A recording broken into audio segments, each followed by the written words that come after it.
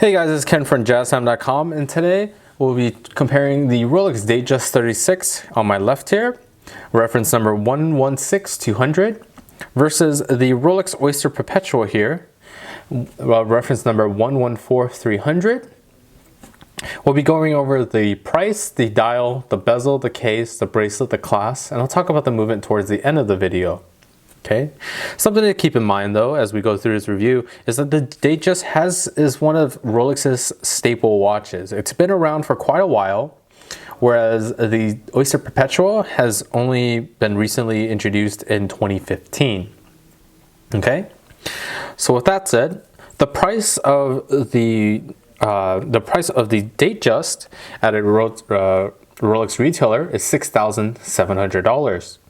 You can get it for as low as $5,600 at JazTime.com, but because this is on a Jubilee, there's a little price hike for $100 for the Jubilee bracelet. You can get the Oyster bracelet for $100 less, making it $5,500. Okay, and the reason for that is because the Jubilee links take a little more work to make, so it costs a little bit more.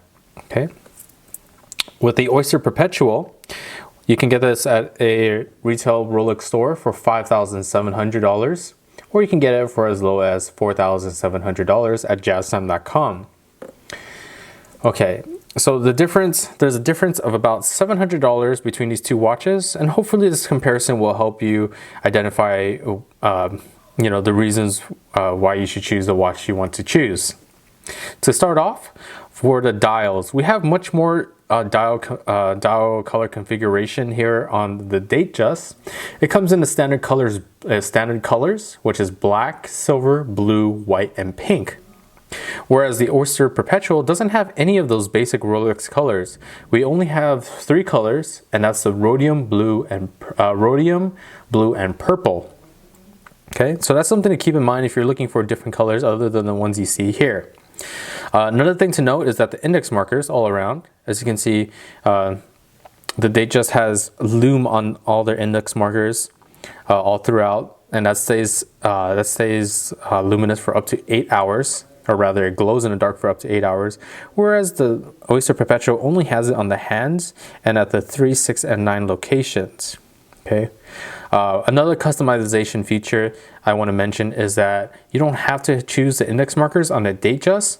It's also available in Arabic numerals, Roman numerals, diamond. There's much more customization on the Datejust, whereas the Oyster Perpetual, you can only get that in the index. Okay. One thing I do want to mention though is that these little green accents, you don't typically see these on Rolex watches, so that's something that's a little unique if you're interested in that kind of coloring. Okay, so let's go ahead and move on to the bezel. Bezels are pretty much the same here. They're both high polished dome bezels. As you can see, it has a nice shine to it all throughout. For the case sizes now, let's go ahead and compare the cases. The case size of the Datejust is a 36 millimeter. And that's from my index finger here to my thumb. That's a 36 millimeter in diameter, whereas the Oyster Perpetual is a 39 millimeter, which is a little bit slightly larger, gives a little more readability to the dial, and doesn't make it look so cluttered. So that's one thing to keep in mind. For the profiles, as you can see here, profiles are quite similar, with the Oyster Perpetual just being a little bit larger. As you can see there, has a nice high polish along the side as well. And this will definitely fit under suit cuffs, dress cuffs very nicely. Won't get caught under. It's just very nice overall. Okay. I want to go ahead and show you the other side of the case now. We also have the high polish on the sides of on the right side of the case, with the crown a little bit larger in the Oyster Perpetual. That's because of that little extra millimeter in width. See there? Okay. All right, so let's go ahead and compare the bracelets now. Like I mentioned before, the Datejust is on a Jubilee bracelet, whereas the whereas the Oyster Perpetual is on a oyster bracelet. The Jubilee bracelet is made up of 5-piece links. As you can see, there's 3 smaller links in between the 2 larger links that are kind of like a half circle from the side, as you can see there. It has a nice high polished 3-piece link straight down the center. Adds more shine to the bracelet and gives a very nice patterning overall. Whereas the Oyster Perpetual, of course, has an oyster bracelet, has a nice brushed steel polish all throughout. It's very nice. It's actually will hide scuffs much more easily than this high polish on the Jubilee. However, they are both made out of Rolex's in-house 904L steel, so these are very durable and definitely give more shine than that industry standard AISI 316L steel. Okay, and let's go ahead and move on to the clasp now. Okay, this is something I like about the Datejust, is it has the concealed folding clasp. As you can see there, it's only indicated by the Rolex crown amidst this pattern of the Jubilee bracelet.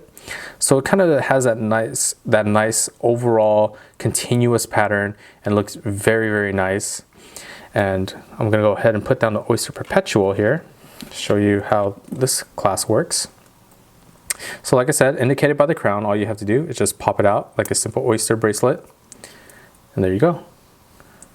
The clasp is hidden underneath that bracelet, has the Rolex name embossed on the clasp blade itself. One thing to mention is that, like I said, the clasp blade sits very nicely under that bracelet, as you can see there. Very nice, very hidden. And I'm going to go ahead and show you the Oyster Perpetual's clasp now. This one is very similar. Once again, it's at folding oyster, pops open very nicely. Okay, has the Rolex name engraved on the clasp blade. Okay, very simple, very easy to use. Unfortunately, for this one behind the clasp itself, you can't actually adjust for that 5 millimeters of breathing room for your wrist on hotter days as some of the other Rolex watches. It's pretty much a bracelet. How you see it is pretty much how it's going to be. Okay, let's go ahead and move on to the movements of the watches now. So I'm going to start with the Datejust first. As you can see, very simple oyster case backing. Houses the 3135 movement, which is a perpetual mechanical self-winding movement. It's one of Rolex's longer lasting, more robust movements that's been in production for over 15 years. So it's really a true testament to its durability.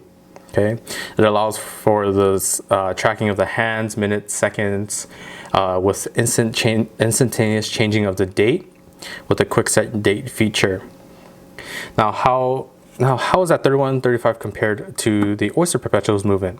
Well, the Oyster Perpetual has that same kind of oyster case, same type of oyster case backing that houses the movement, except that the Oyster Perpetual runs a 3132 movement, which is an upgrade from the 3130 movement, which is very similar to the 3135, except that it has no date feature. But it does have one thing over the 3135, and that's the Paraflex shock absorber, which Rolex claims absorbs 50% more shocks than the industry standard shock absorbers. Okay, so that's something to keep in mind for the Oyster Perpetual. They both have the same power reserve of 48 hours, along with the same water resistance as well of 100 meters or 330 feet. Okay.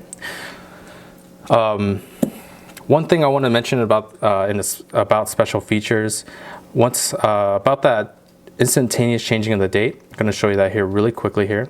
If you pop out the crown and change it to the date setting function, you'll notice that when I change the date, there's some numbers in red and some numbers in black.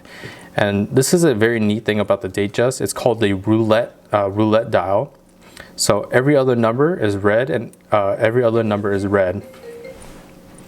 Okay, so it's very cool. If you're interested in having those red dates, then that's something to keep in mind as well. Okay,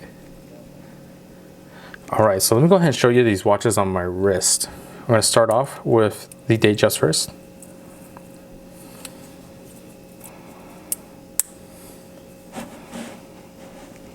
As you can see, oops, apologize. As you can see, very nice, very simple. Looks very gorgeous with that Jubilee bracelet, just patterning very nice overall. Very nice shine from that high polish bezel and that high polish down the Jubilee bracelet. Okay, and here's the profile. As you can see, it doesn't sit very high on the wrist. Like I said, will fit very nicely under suit cuffs, dress cuffs, even dresses, if you decided to get it for her. Very nice watch. Now let me go ahead and show you the Oyster Perpetual. Just pop that open. Okay, very simple, very easy. Folds right in. And look at that. Very nice blue color. Really gorgeous blue color with the green accents to really contrast that. That shine from the dome bezel is very beautiful as well. Like I said, if you do like the blue, the Datejust does come in the blue as well. So that's something to keep in mind if you're not interested in the Oyster Perpetual, but you still want that blue color.